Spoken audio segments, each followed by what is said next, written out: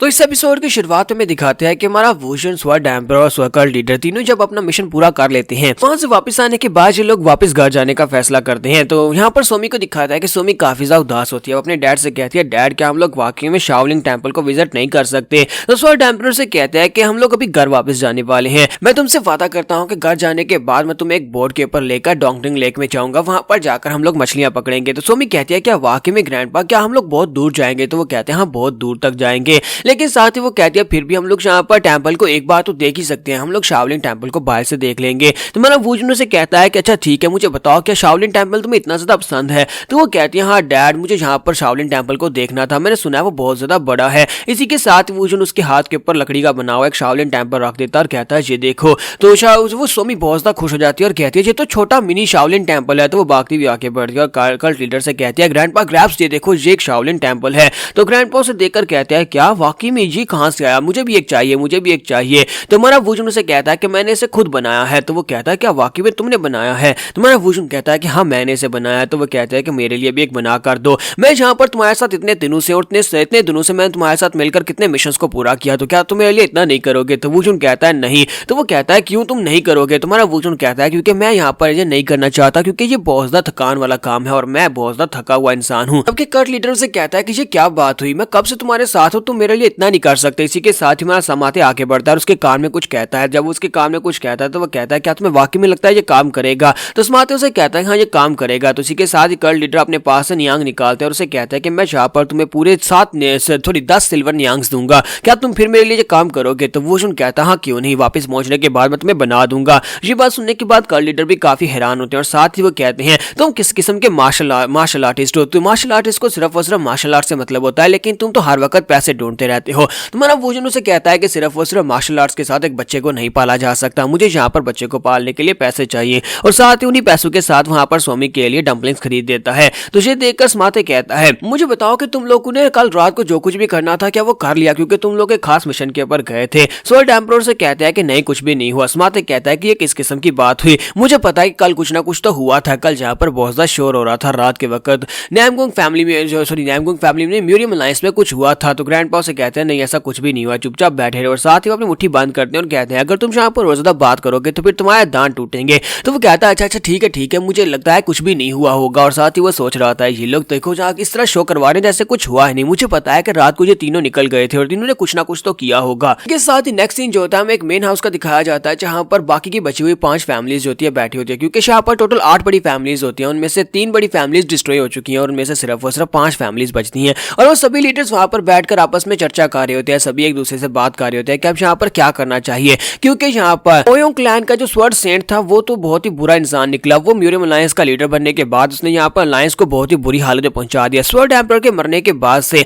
ये सारी का सारा खराब हुआ है और उसके बाद से अब यहाँ पर म्यूरियम अलायंस के ऊपर किसी को भरोसा नहीं रहा। तो सभी लोग वहां पर आपस में बैठकर डिस्कशन कर रहे होते हैं और कहते हैं कि अब 10 बड़े सेक्टर्स के लोगों को हमारी म्यूरियम अलायंस के ऊपर अटैक करने के लिए किसी को नहीं भेजना चाहिए था। अब जबकि उन्होंने अटैक कर दिया तो इसका मतलब यह है कि अब वो यहाँ पर हमारा हिस्सा नहीं बन सकते, उन्हें म्यूरियम अलायंस से बाहर निकालना होगा। अगर वो बाहर निकल जाएंगे तो फिर हमारे पास सिर्फ 5 सेक्टर्स बचते हैं और 5 सेक्टर्स के साथ हम लोग म्यूरियम अलायंस को नहीं चला सकते। हम लोग क्यों ना यहाँ पर अपनी एक फैक्शन बना ले। और वो लोग वहां पर सोच विचार करने के बाद अपनी एक हिमालय स्वर्ड अलायंस बना लेते हैं। तो उन लोगों ने यहाँ पर अपना एक नया ग्रुप बना लिया। तो अब यहाँ पर म्यूरियम अलायंस को 10 बड़े सेक्टर्स चलाएंगे और यहाँ पर हिमालय स्वर्ड अलायंस को 5 छोटे सेक्टर्स चलाएंगे, 5 छोटे फैमिलीज चलाएंगी। तो हमारा वुजन अपनी टीम को लेकर वापस जा रहा था, तो रास्ते में उनके पास ये पेपर आता है। तो यहाँ पर ग्रैंडपा इसको पढ़ने के बाद काफी हैरान होते हैं और कहता है कि यहाँ पर हो क्या रहा है, ये क्या करने की कोशिश कर रही है। कट लीडर से कहता है कि तुम्हारी म्यूरियम अलायंस 2 हिस्सों में बट गई है, एक तो म्यूरियम अलायंस है जो कि 10 बड़ी फैमिलीज चलाएंगे और दूसरी तरफ से एक नई स्वर्ड अलायंस बनाई है जो कि 5 छोटी फैमिलीज ने मिलकर बना दी है। तो मुझे उन लोगों से कहता है कि फिलहाल के लिए तो मुझे लगता है कि सब कुछ काफी ज्यादा पीसफुल है, यानी कि इन लोगों ने अपने अपने फैक्शंस को बांट लिया है। तो लेकिन फिर भी मुझे ऐसा क्यों लगता है कि कभी ना कभी इन दोनों फैक्शंस के दरमियान में आपस में फाइट जरूर होगी। कट लीडर स्वर्ड एम्परर से कहता है कि ये सिर्फ और सिर्फ तुम्हारी वजह से होने वाला है, क्योंकि तुमने वहां पर मोयोंग क्लैन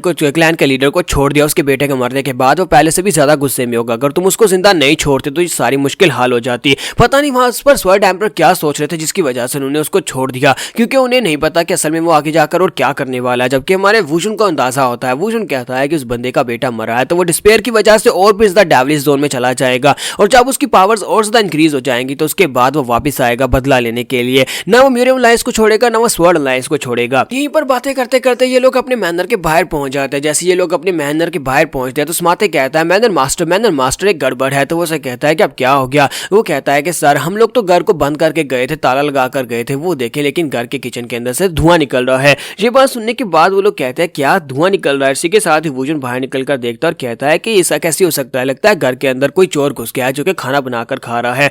तो ग्रैंडपा आगे बढ़ते हैं और कहता है कि मैं जाकर देख कर आता हूँ। तो वूजन कहता है क्या तुम वाकई में श्योर हो। जिन भी कहता है कि माय लॉर्ड अगर आप चाहे तो मैं भी आपके साथ जा सकता हूँ। तो वो कहता है नहीं नहीं मुझे तुम्हारी जरूरत नहीं है, मैं अकेले जाकर देख आता हूँ। तो उसी के साथ स्वर्ड एम्परर जो होते हैं वो घर के अंदर चले जाते हैं और थोड़ी देर के बाद जंप करते हुए बाहर निकल आते हैं, बड़ी तेजी के साथ भागते हुए बाहर आते हैं। और बाहर आने के बाद कल्ट लीडर से कहते हैं कि बताओ क्या हुआ, कौन है अंदर। तो वो कहते हैं कि मैं यहाँ पर तुम्हें क्या बताऊं कि कौन है अंदर। फिर साथ ही वूजन का हाथ पकड़ते हैं और उसे कहते हैं कि मुझे लगता है कि तुम्हें अंदर जाना चाहिए। वूजन कहता है कि इस बात का क्या मतलब है। तो वो कहते हैं कि मुझे लगता है कि तुम्हें जाकर खुद अंदर देखना चाहिए कि वहां पर कौन है। तो वूजन कहता है कि मुझे लगता है कि अच्छा ठीक है मैं खुद ही चला जाता हूँ। मतलब वूजन कहता है क्या किसकी इतनी हिम्मत हुई जो यहाँ पर मेरे घर के अंदर आकर घुस गया और आकर मेरे किचन को यूज कर रहा है। तो वूजन चलते चलते उस रूम की तरफ जाता है जहाँ पर सोमी का बाथरूम होता है। वो कहता है कि ये क्या, लगता है कोई सोमी के बाथरूम के अंदर जाकर उसी के बाथटब के अंदर बैठकर गर्म पानी के अंदर नहा रहा है। किसकी इतनी हिम्मत हुई जो मेरी बेटी के बाथटब के अंदर बैठकर नहा रहा है, वो भी बिना हमारी इजाजत के। को तो जरा आजकल के चोरों को उसे क्या लगता है कि ये मैनर बिल्कुल एम्प्टी और जहाँ पर कोई भी नहीं तो वो यहाँ पर आकर याशी कर सकता है। तुम्हारे वूजन को गुस्सा आ जाता है और इसी के साथ ही वो जल्दी से दरवाजा खोलता है और कहता है कि अब देखना मैं इस बंदे को बहुत बुरी तरह से पीटने वाला हूँ।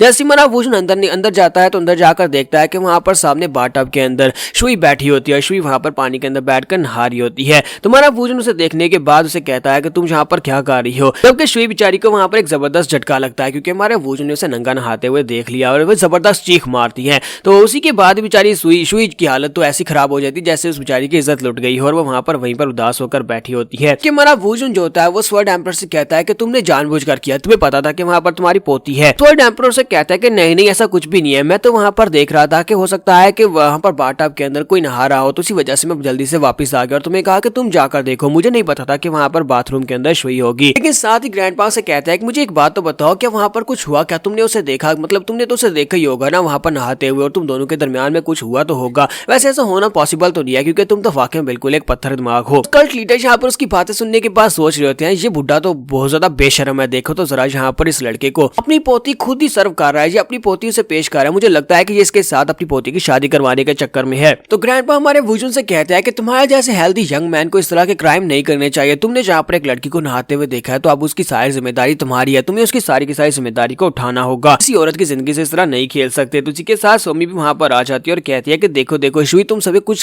कहना चाहती है। तो शुई वहाँ पर आती है और कहती है कि प्लीज मुझे माफ कर देना, मेरा पहले ऐसा कोई इरादा नहीं था कि मैं यहाँ पर तुम्हारे घर के अंदर ऐसे घुसा हूँ वो भी चोरी छुपे, लेकिन जब मैं यहाँ पर आया तो यहाँ पर कोई भी नहीं था और मेरे कपड़े काफी बुरी तरह से गंदे हो गए थे, मैं भाग कर आई हूँ तो इसी वजह से मैंने सोचा क्यों ना यहाँ पर बैठकर नहा लेती हूँ। तुम्हारा वूजन से कहता अच्छा ठीक है मुझे भी माफ कर देना, मुझे इस तरह से दरवाजा खोलकर अंदर नहीं आना चाहिए था और तुम्हें नहाते हुए नहीं देखना चाहिए था। जबकि दोनों ही ग्रैंडपा वहाँ पर उन दोनों की बातें सुनने के बाद खामोश हो जाता है कि इन दोनों के बीच में कुछ भी नहीं हो सकता। जहाँ पर एपिसोड 65 का एंड करेंगे और नेक्स्ट एपिसोड में देखेंगे अब यहाँ पर शुई आगे क्या करेगी। तो एपिसोड की एक्सप्लेनेशन अच्छी लगी हो तो कमेंट करके जरूर बताइएगा, वीडियो को लाइक करना मत भूलिएगा। Thank you.